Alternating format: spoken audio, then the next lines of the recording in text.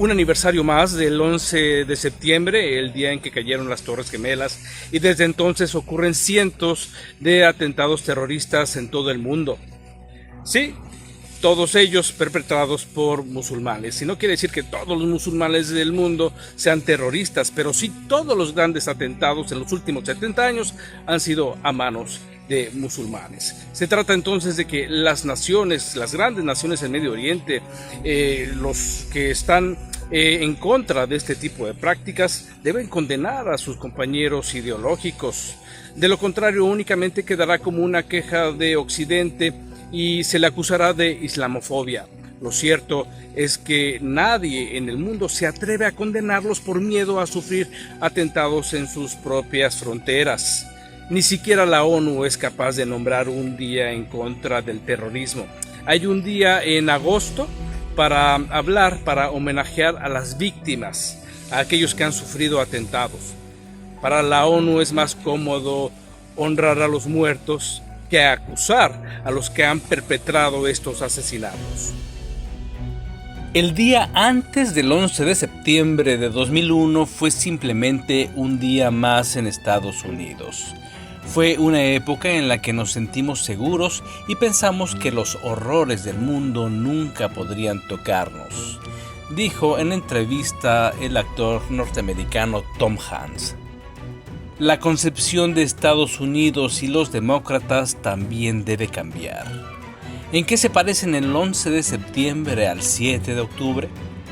Ambos actos de barbarie sobrepasaron la imaginación de los encargados de la seguridad, de los políticos y de la población. Si bien en ambos casos hubo señales de advertencia, nadie de mente sana pudo imaginar el tamaño de la barbarie.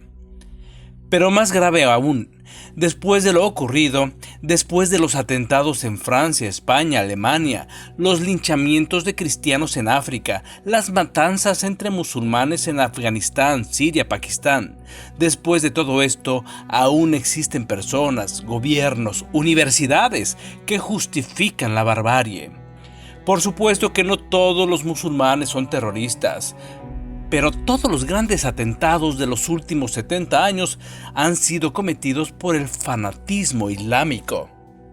Los actos de terrorismo propagan ideologías de odio, hieren, dañan y matan a miles de personas inocentes cada año. La Oficina de las Naciones Unidas contra el Terrorismo se estableció en 2017 y desde entonces no ha hecho gran cosa.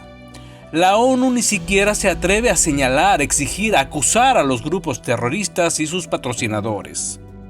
Hay naciones como Rusia que han sufrido la furia de extremistas musulmanes y no se atreve a condenar el terrorismo islámico pues sus alianzas políticas se lo impiden. La política por encima de la dignidad humana. Y mientras el mundo no condene, las fuerzas de seguridad israelíes deberían ampliar la imaginación para ir un paso adelante del terror.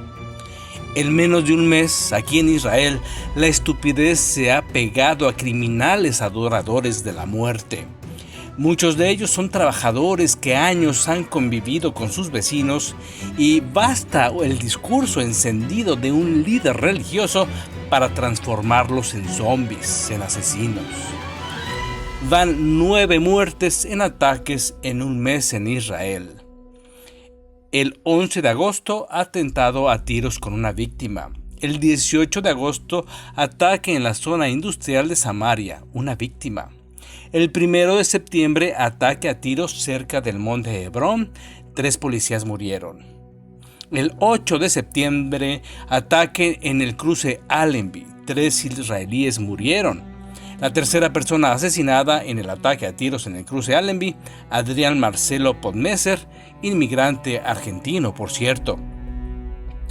El 11 de septiembre, una pipa arrolla a un soldado de 20 años cerca de Betel.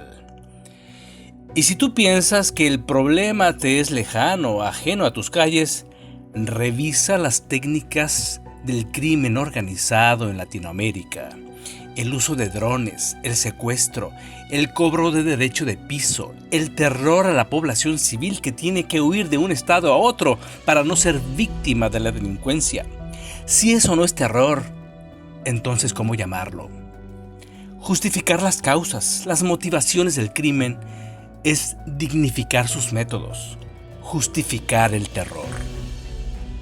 Desde las calles de Israel, para Enlace Judío, Ricardo Silva.